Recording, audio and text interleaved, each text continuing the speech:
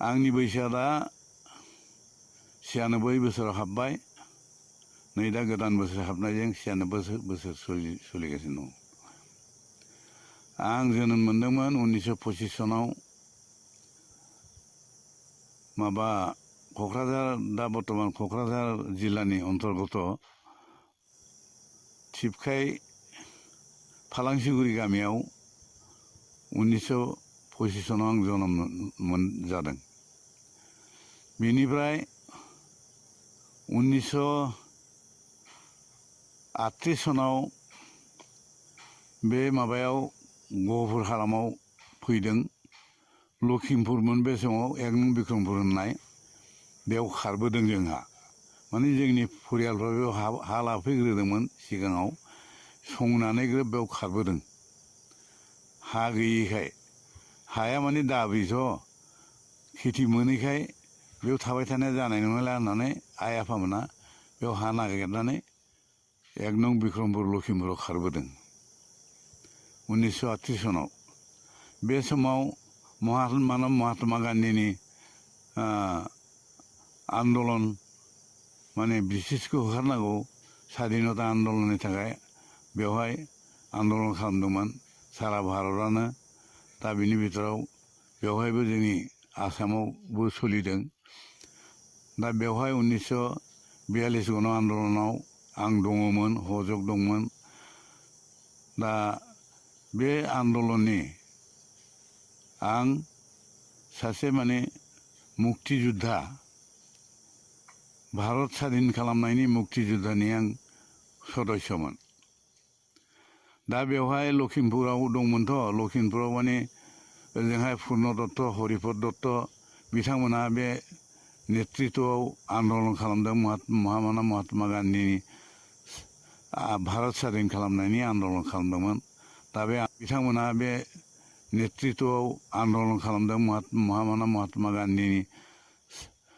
भारत स्वाधीन खालामनायनि आन्दलन खालामदोंमोन। दा बे आन्दलननि आं सासे मुक्तियुद्धामोन। दा बेवहाय 42 सनाव मोनसे जोंनि आसामाव बे थानायाव निसान दैखांनायनि मोनसे प्रग्राम लादोंमोन। दा बे प्रग्रामाव आन्दलनाव हजकाव आंबो दङमोन। पुर्न दत्त, हरिपद दत्त आरो जोंहाय गासिबो जों आन्दलनकारिफोर थांनानै ओरैहाय गहपुर फारसे जोंबो आगान सुरदों। जों माने ओरैनिफ्राय थांनानै गहपुर थानाखौ पताका माने निसान दैखांनो थाखाय जों थांदों। थांनायाव हजोंनिफ्रायबो बे घाइगाव बरङाबारिनिफ्राय कनक लथामोननि पार्टिया हरैनिफ्राय फैदों। फैनानै बे गहपुरावनो थानायाव जों सानजा फारसे हाबदों आरो बिथांमोनहा सोनाब फारसे थाना फारसे हाबदों। जों डाकघर फारसे हाबनानै थांनायावनो बेवहायनो माने गुरुम गुरुम शब्द, गुलि गावनाय सोदोब मोनबाय। खारलाबायबाय, एकदम लेथेर फेथेर गासैबो एकदम माने गावजों गाव खारलाबायनाय जाबाय। दा बेनिफ्राय नुनो मोनबाय जोङो मुकुन्द काकतिया बे कनक लथाया निसान लानानै आवगायनायावनो बेखौ गावनायाव बे गोग्लैनानै थाबाय। मुकुन्द काकतिया ग्रोब बे निसानखौ दैखांनानै लानानै आग बारायलांबाय थानाखौ दैखांनो थाखाय, फ्लेग हस्टिं खालामनो थाखाय। दा बेवहाय बेखौबो गावबाय, मुकुन्द काकतिखौबो, बेबो गोग्लैना थाबाय। बिनि उनावहाय सासे डाकघरनि चौकिदार, माबा डाकघरनि माने धाकवाल ना मा होनो, बिथाङा थांनानै बे जायगायाव थानाय मानसिखौ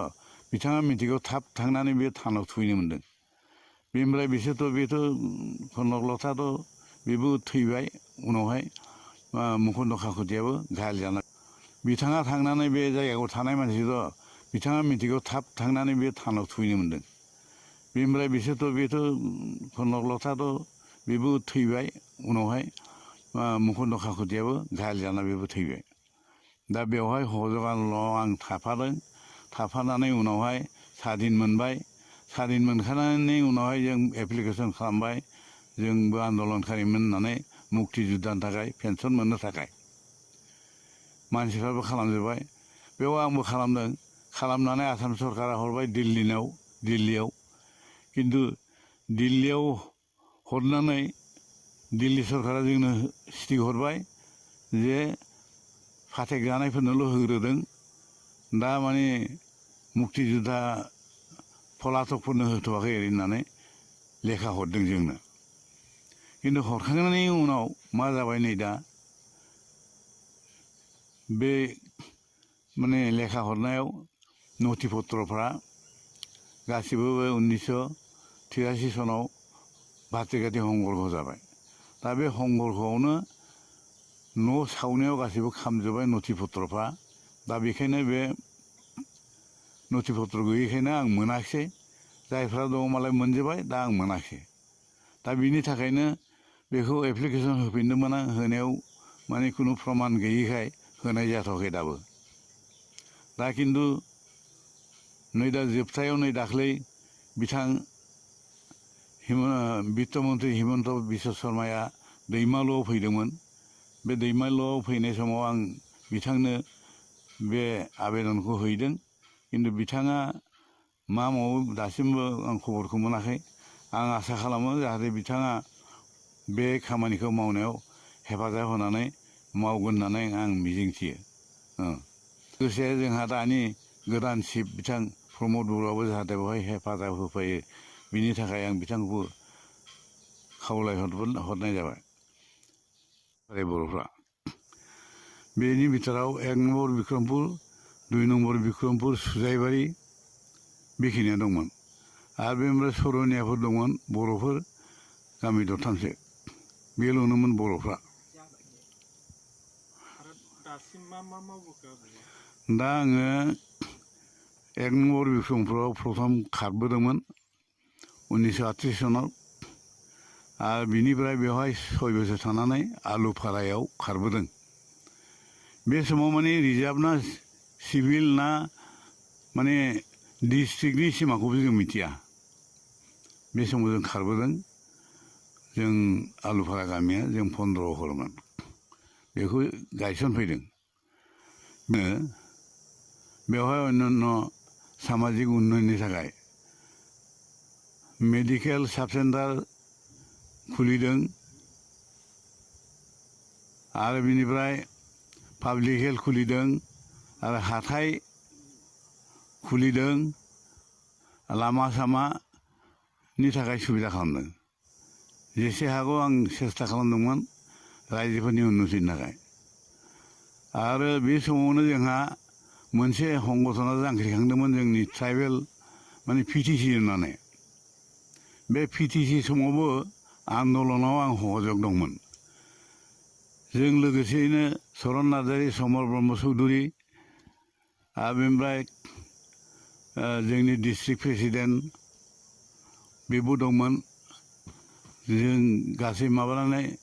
पिटिसि माने आसाम 50-50 होननानै जोङो आन्दलन खालामदोंमोन खिन्थु बे खामानिया साक्सेस जायाखिसै जोबथायाव थांदोंमोन जोङो बङाइगावआव दांथलाव मोनसे गिदिर मिटिं जादोंमोन बेवहाय सेन्ट्रेल मिनिस्टार होम मिनिस्टार SM पेटेल होननाया फैनो खोथामोन उनावहाय बिथाङा फैनानै उल्थासो गायफैबाय जे बेयावनो माने गाजा गोमजायै गहपुरनिफ्राय आं दैदेनलांदोंमोन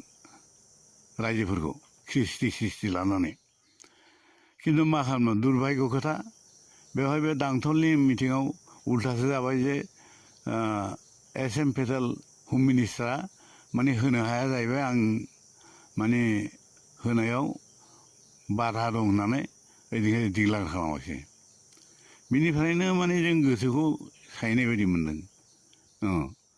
दा बिदिनो थानानै बिदिनो गन्दगल जाबाय ओजोंहाय आसुआबो आन्दलन ओजोंहाय आबसुआबो आन्दलन आरो ओजोंहाय पिटिसिनिबो बेखौ लानानै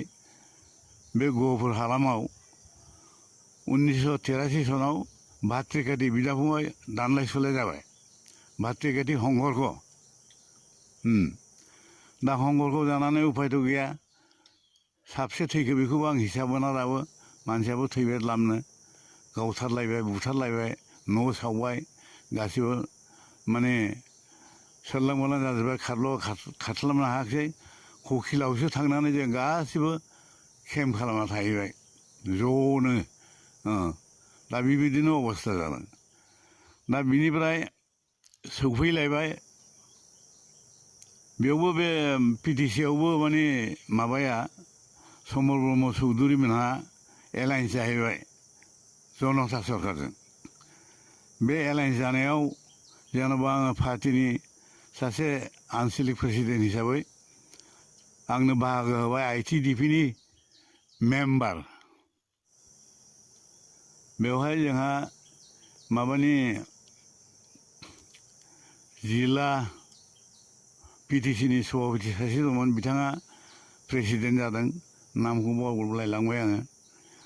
आंखौ सोना होबाय मेम्बार बेयावबो सालायबोनो मोनदां गुलाब बरबरा सरकारनि दिनाव बिनिफ्राय बे थांलायबाय जोबथायाव मा जाबाय नै दा हंकर दाना जोंहा बिथां मानगोनां हितेश्वर शइकिया बिथाङा मुख्यमन्त्रिमोन आरो बिथाङानो आंखौ बहुद माने सहाय खालामदों आदर खालामदों आरो बिथाङा माने मोनथावै जाथावै गिदिर गिदिर पदफोरखौ बिथाङा आंनो होनानै बे ओनसोलखौ रैखानि थाखाय 1989 सनावबो आरो हंकरखौ जाबावबाय बे 1989 सननि उनावहाय आंनो बिथाङा ITDP चेयारमेन ट्राइबेल बर्डनि चेयारमेन होबाय आरो बेनिफ्राय DC कमिटिनि स्टारिं कमिटिनि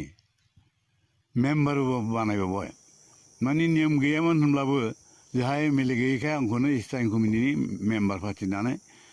DCजों सहजग खालामहोबाय दा बेनिफ्राय मेम्बार थाबाय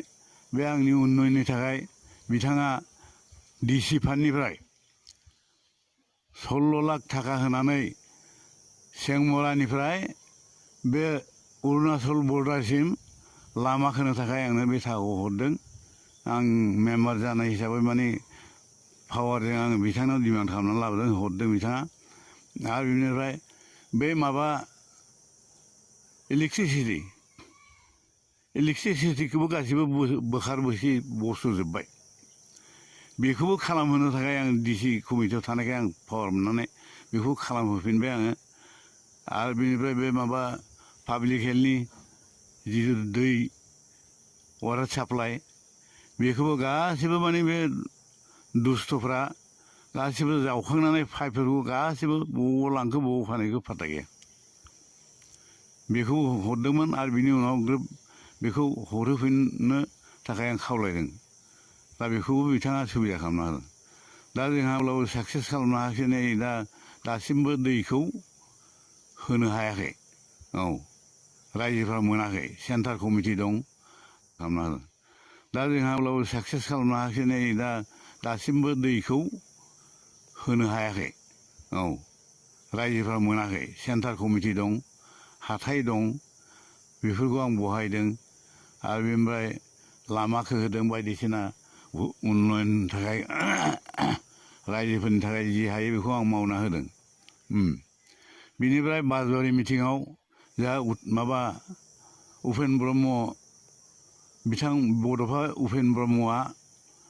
प्रेसिडेन्टमोन आबसुनि बे मिटिङाव आंखौ माने बर' पिपल एक्सन कमिटिनि प्रेसिडेन्ट हिसाबै बेयावबो बर' पिपल एक्सन कमिटिनि आं प्रेसिडेन्टमोन डिस्ट्रिक्टनि आंखौ दायित्व होबाय बे माबायावनो बासबारि मिटिङाव जे दिल्लीयाव थांनानै टक खालामहैनांगौ प्रधान मन्त्रिखौ लोगो हमहैनांगौ ओरैबायदियाव बाहागो होनायाव बेयावबो थांदों आं बेयाव लोगोसे दंमोन जोंहा सानसुमा खुंगुर बिथाङा आबसुनि आबसुनि माबामोन रबिराम ब्रह्म आरो बेनिफ्राय गसाइ गंगार मोसा आरो बेनिफ्राय परमेश्वर ब्रह्म जों दिल्लीयाव थांनाया प्रत्येक डिस्ट्रिक्टनिफ्राय साफा साफा गासिबो थांजोबदों सारा आसामनिफ्राय 16 जन थांदों।